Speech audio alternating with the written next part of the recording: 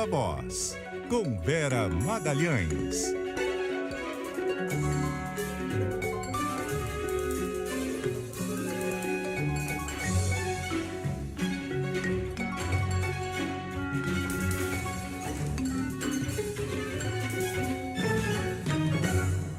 Oi, Vera, boa noite, tudo bom? Boa noite, Carol, boa noite, Guilherme, boa noite a todo mundo que nos ouve e nos assiste. Boa noite, Vera. Vera, vamos começar falando de PEC kamikaze. O governo está tentando aprovar ainda hoje o texto, tem uma questão lá de quórum, mas a oposição parece meio perdida, né? Alguns integrantes da oposição diziam que iam votar a favor, mas aí vão tentar obstruir. Tá um clima assim meio confuso, todo mundo reticente em votar contra e parecer impopular, mas ao mesmo tempo com receio de dar esse cheque em branco para o presidente Bolsonaro em plena campanha, né? Exato, Carol. Parece que demorou para cair a ficha, né? Essa proposta já foi aprovada no Senado na semana passada, agora está lá em votação na Câmara e agora eles estão se dando conta de que sim, ela pode fornecer um combustível eleitoral importante para o presidente Jair Bolsonaro, como a gente vem aqui dizendo há semanas no Viva Voz. Então tem uma parcela da oposição disposta a obstruir por mais tempo e disposta até a votar contra a PEC. Isso está acontecendo no Senado, está acontecendo também na Câmara. Então, aliás, no Senado já tarde demais, Inês é morta, mas eles também se deram conta de que deram um cheque em branco para o presidente. E na Câmara, uma tentativa de pelo menos adiar a votação. Hoje a ideia é obstruir enquanto der, jogar a votação para a madrugada, para reduzir o quórum e com isso o governo ficar inseguro em seguir com a votação da medida, como aconteceu na semana passada, mas Arthur Lira está arregimentando os exércitos, fazendo tudo o que ele pode fazer para votar ainda hoje e garantir o quórum. Os líderes governistas estão ligando para todo mundo, para que eles compareçam ou compareçam virtualmente, porque podem votar pelo ambiente virtual também, e assim assegurar a votação ainda hoje. Eles estão recolhendo assinaturas naquele requerimento que eu tinha dito que ia ser uma das tentativas de obstruir, aquele que diz que por ser uma proposta que mexe no fiscal, ela tem de ter 20 dias de intervalo, pode haver uma suspensão da sessão por 20 dias para estudá-la direito. Então, até agora tem 93 assinaturas, são necessárias 109.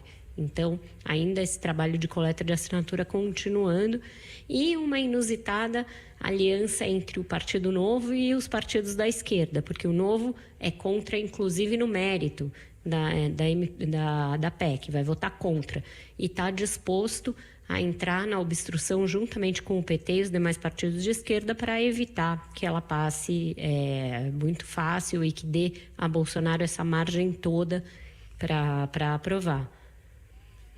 E falando no PT, inclusive uma das preocupações é a imagem que fica, né, a marca que fica, porque as últimas pesquisas mostraram que tem um reconhecimento da associação do presidente Bolsonaro com os pacotes recentes, mas tem ali toda uma estratégia de discurso para tentar manter no Lula uma imagem associada aos benefícios sociais, né, Vera? Então, cuidado com isso. Exatamente, Muniz. O PT fez uma reunião hoje, né, em Brasília, o Lula está lá. E ele se reuniu com os seus principais aliados no Congresso e na saída você via muitos deputados, senadores, governadores do PT tentando encadear um discurso a esse respeito. O discurso segundo o qual o Bolsonaro foi oportunista, está tentando só conseguir alguns votos nas pesquisas, alguns pontos nas pesquisas e, portanto, votos, mas que o verdadeiro líder que cuida dos pobres, que tem uma preocupação social realmente genuína e que vai fazer isso ao longo de 4 anos e não só nas vésperas da eleição, é o ex-presidente Lula. No sábado, naquele discurso em Diadema, o Lula já fez uma menção a esse pacote de bondades do Bolsonaro, dizendo para as pessoas o seguinte: olha, vocês peguem o dinheiro, todo mundo precisa do dinheiro, vocês, por favor, recebam e tal, mas na hora de votar não se deixem enganar. Votem naqueles que têm uma preocupação social verdadeira ao longo de todo o tempo e não apenas nas eleições. Então, resta saber se esse discurso vai ser eficaz, porque as pessoas realmente associam os benefícios ao governo federal. Você mesmo disse, e a gente tem dito isso aqui. Quando houve o auxílio emergencial, o ganho de popularidade do Bolsonaro foi imediato e foi grande. Naquela ocasião eram R$600 direto, né? Então partiu-se de nada para R$600. Fez uma grande diferença na vida de muitas famílias, impulsionou a economia em muitas cidades. Agora é um aumento de 50% num benefício que já está insuficiente para as pessoas comerem, para elas pagarem todas as suas despesas. Então, talvez o impacto não seja tão grande. E talvez a proximidade com o período eleitoral dê aos eleitores essa dimensão de que se trata de uma medida eleitoreira e elas realmente separem o voto do benefício. Mas as últimas pesquisas, tanto da Quest quanto do Datafolha, já mostram um ganho de intenção de votos e de avaliação do governo nos setores mais baixos da renda e nos locais do Brasil que mais recebem Auxílio Brasil, a saber, Nordeste e região Norte. E o ministro Paulo Guedes, né, Vera, mais uma vez rasgando a fantasia liberal aí, participou de uma audiência no Senado, está chamando essa PEC de PEC virtuosa das bondades, e ainda disse que o estrago até que foi pequeno, foi um exercício de austeridade, gastar só 41 bilhões. Né? Ele vem fazendo esse discurso em privado já há algum tempo, que é meio estarrecedor, assim, vindo de um liberal de Chicago, e agora rasgou a fantasia em público nessa audiência. Ele, inclusive, vai inflando esse cálculo da suposta economia que se praticou com a PEC Kamikaze, porque ele falava em 120 bilhões que teriam sido reduzidos para 40 bilhões. Então, ele fala, gastou-se um terço. Hoje, no Senado, ele falou em 180 bilhões, porque além dos 120 desse ano, ele criou uns 60 bilhões que teriam sido gastos já em 2021 e que o governo conseguiu impedir. E que, então, está meio de bom tamanho para ele.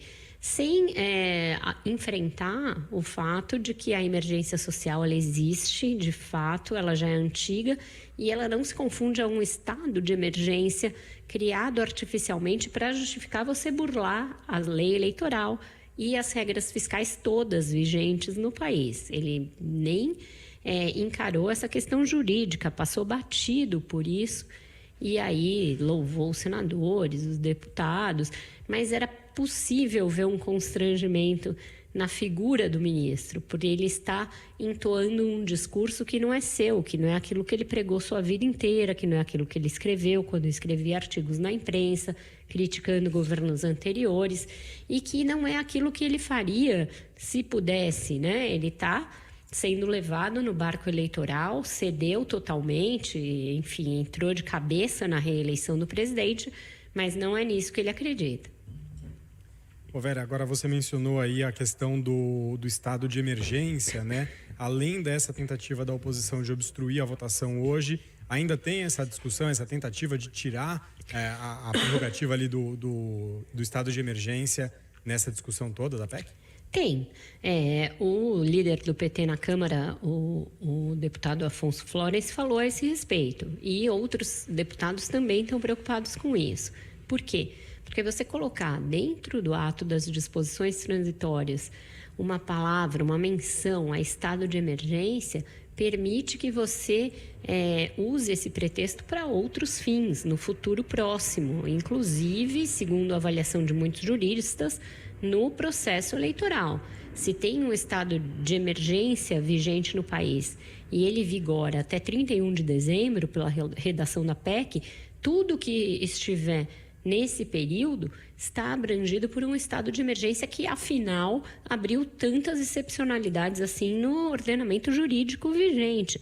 Eu falei hoje com o ex-ministro do Supremo, Aires Brito, a pretexto de outras pautas, enfim, mas também conversamos sobre essa situação.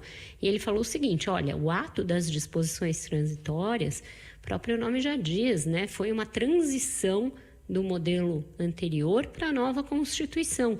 Você colocar um estado de... Ele falou, isso foi o parto da nova Constituição. Você não reabre um trabalho de parto.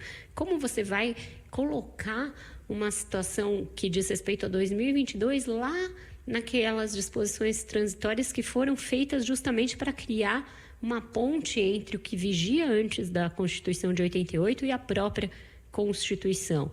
Então, ele é claro em apontar diversas inconstitucionalidades, mas como a gente vem falando aqui, e eu reforço, o Supremo talvez não esteja disposto a enfrentá-las. Hoje, o ministro André Mendonça negou uma tentativa de judicializar preventivamente a PEC. Ele não acatou a representação, caiu justamente com o ministro bolsonarista, mas essa é uma disposição mais ampla dentro do Supremo Tribunal Federal. Ô Vera, ainda falando dessas bombas orçamentárias, foi aprovada a Lei de Diretrizes Orçamentárias.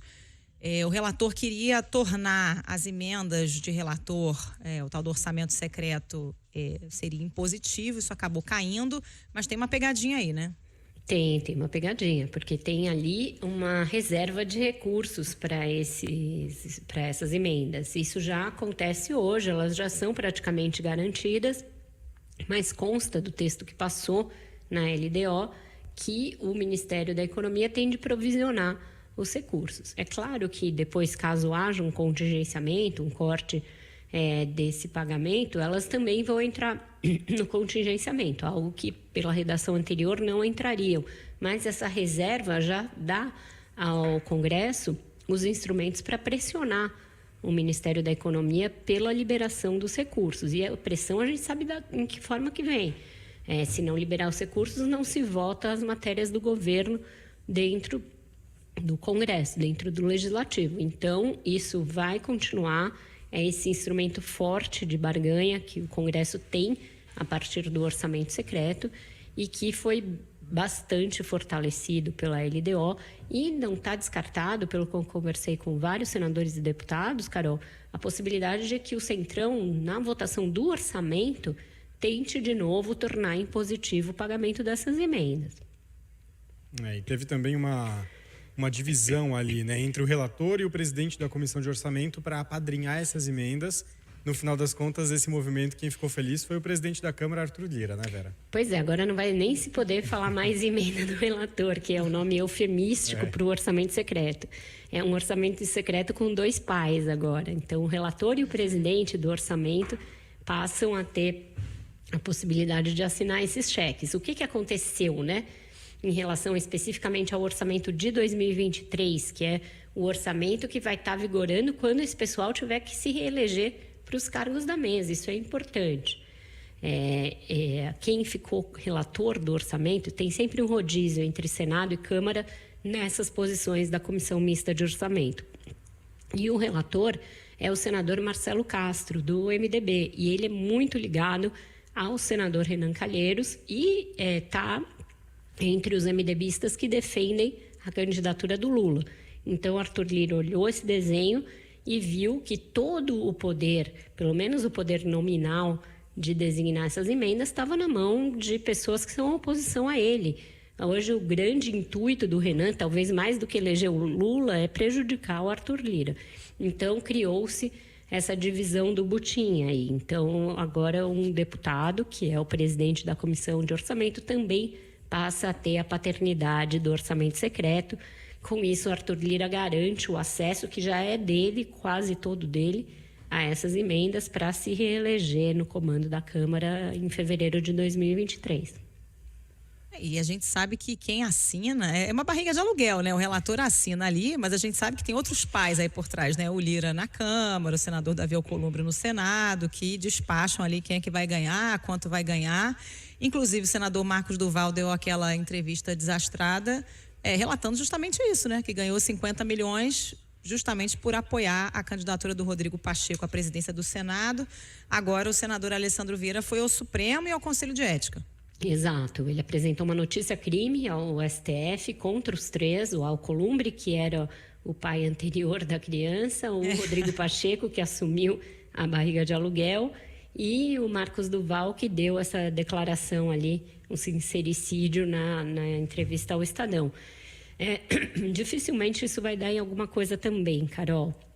A tendência é que o Supremo diga que é um assunto interna corporis do Congresso, do Senado e do resto do Congresso e não se meta nessa briga. Da mesma maneira, o Conselho de Ética, onde ele apresentou representação contra os 3, está desativado desde 2019. Nem está formado, não tem nem os seus membros indicados.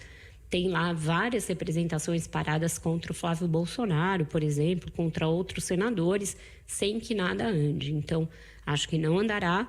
Rodrigo Pacheco, que estava evitando falar do assunto e falou nos últimos dias, voltou a comentar, disse que trata-se de uma manobra eleitoreira do senador Alessandro. Tem um climão instaurado claramente no Senado. As explicações dele parecem bem insuficientes para a gravidade da denúncia, mas é mais um caso que deverá cair ali e não acontecer nada, tipo o CPI do MEC. Tudo isso vai ficando protelado, ficando adiado para depois das eleições. Não deverá ter grande repercussão essas iniciativas que o senador Alessandro tomou, não.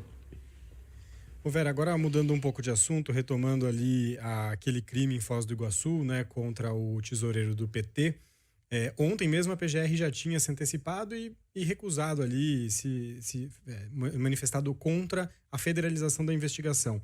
Hoje teve uma reunião de partidos da oposição com Augusto Aras para tentar avançar nisso, mas teve frutos ou não muito? Nada. Augusto Aras os recebeu, até que foi bastante cortês, serviu café, mas disse que nada feito. O Guilherme, ele repetiu a mesma coisa que tinha dito na véspera, que as investigações estão correndo bem, que o foro adequado é realmente a Justiça do Paraná e que não é o caso de federalizar nada, a não ser que haja alguma obstrução clara às investigações, algo que ele não vê nesse momento. Conversei com 2 deputados que estiveram na reunião, reservadamente, embora em público eles digam que é um absurdo, reservadamente eles concordam com Aras, acham que a tese era fraca do ponto de vista jurídico, mas que eles tinham de marcar uma posição política nesse caso. E, aliás, o caso segue sendo altamente politizado.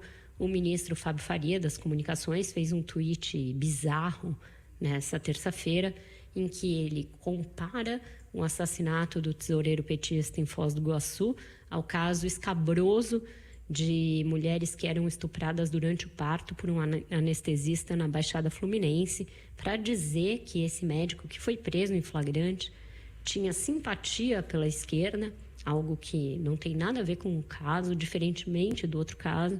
Enfim, usando um caso escabroso, bizarro, nojento de estupro de vulnerável, politizando esse caso que, embora seja bizarro e tudo mais, não é político, para tentar fazer aí sim uma falsíssima equivalência com outro caso em que a pessoa invadiu uma festa e falou aqui é Bolsonaro antes de matar as pessoas no primeiro entreveiro lá fora, as pessoas não, o Marcelo, e enfim, é claro o componente político nesse caso de Foz do Iguaçu, diferentemente do outro assunto que não tem nada a ver com violência política. E o presidente Bolsonaro, quando se manifestou sobre o assunto, deu uma declaração inacreditável, né, Vera? Culpando a vítima. Praticamente foi isso que ele disse. Disse que o Marcelo teria jogado pedra no carro do agressor, sendo que da primeira vez que ele passou com o carro já houve ofensas. Enfim, depois houve uma invasão da festa de aniversário do Marcelo e o policial atirou nele, tomou a iniciativa de atirar e matar. Não dá para culpar a vítima numa situação como essa e não dá para não repudiar a violência política e não pedir para as pessoas terem calma, para elas tratarem a política dentro dos parâmetros, das balizas da política e não descambarem para a violência armada, né? Ele não consegue, por exemplo, criticar o uso de uma arma numa discussão que não deveria nunca descambar para a violência, porque é uma discussão política. Aliás, nem deveria haver discussão política nesse caso, porque o que consta é que eles nem se conheciam, um estava na sua própria festa de aniversário, tem o direito de colocar o tema que ele quiser na festa de aniversário, sem que ninguém possa opinar sequer sobre isso, quanto mais praticar um ato de violência, né? Tem tanta coisa problemática nessa fala do Bolsonaro, né, Vera? Primeiro ele fala da motivação, que tem que ser investigado e tal. Mesmo que tenha havido uma discussão ali do lado de fora, nada justifica o agente penal voltar armado e entrar atirando, né, e matar uma pessoa. Depois ele faz ali uma falsa assimetria com as pessoas que chutaram o agressor, né, o assassino já no chão. Claro que isso tem que ser investigado, mas é desviar o foco, né? Ele entrou atirando, matou uma pessoa na festa. Eu fico pensando se a situação fosse diferente, se quem entrou atirando numa festa fosse um ladrão comum. Entrou ali para assaltar e um guarda municipal em legítima defesa atirou e matou. O que o presidente Bolsonaro diria? Que era um herói, né? Lógico, herói, né? O herói salvou todo mundo. E se fosse o petista que entrasse atirando na festa do bolsonarista, igualmente, Carol, é isso. É tudo uma questão de nós contra eles. Essa transformação da política num duelo, num faroeste, num bang-bang, é o que está errado e é o que é a raiz de um problema que está crescendo no Brasil e que tem possibilidade de escalar muito daqui até a eleição. Então, é isso que os agentes públicos que têm responsabilidade têm de atacar. Você pode pensar diferente das pessoas, você pode argumentar, você pode até discutir, mas você não pode ser violento em matéria política. Não é admissível isso numa democracia. Mas o presidente não consegue fazer essa crítica e os seus ministros estão na mesma toada, estão desesperados porque percebem o estrago eleitoral possível de uma coisa como essa e no afã de desvencilhar o presidente de qualquer coisa, fazem falsas comparações, partem para essas argumentações absolutamente levianas que não cabem num momento de extrema gravidade. Amanhã, esses mesmos partidos que estiveram com o Augusto Aras estarão com Edson Fachin, estarão ali também com técnicos do TSE para pedir medidas preventivas contra a violência política que cresce e tentar fazer com que haja uma campanha de esclarecimento dos eleitores e também medidas que assegurem, de alguma maneira, a segurança de candidatos e partidos. Ai, Vera, a gente escolheu a música hoje para tentar dar uma desanuviada, né? Tá todo mundo encantado com essas imagens lindas aí das galáxias feitas pelo telescópio James Webb. Graças a você que teve essa ideia, Carol. Eu já estava pensando em coisas trágicas, coisas alusivas a todos esses assuntos pesados e você lembrou dessas imagens que realmente todo mundo que viu na televisão, nas redes sociais, teve um minuto de dar um suspiro, dar um sorriso e imaginar, quem sabe, né, se transportar para esse espaço bonito, etéreo, em que a poeira cósmica parece desanuviar todo o ambiente. E como nós somos pequenos, né, Vera? Poeira, né? A gente é poeira num universo imenso que está aí há bilhões de anos, dá uma certa noção de proporção também, eu acho. É verdade, e dá uma vontade de estar lá. E a música lembrou a nossa infância, que também está anos-luz, pelo menos a minha. Nossa, a minha e sua, né, Vera? Que é do Muniz, não é dessa época, não. O Muniz nem sabia do que a gente estava falando no grupo. Eu não tinha todas as referências, mas a música eu conhecia. E é isso, a gente vai... Guilherme Arantes, Balão Mágico.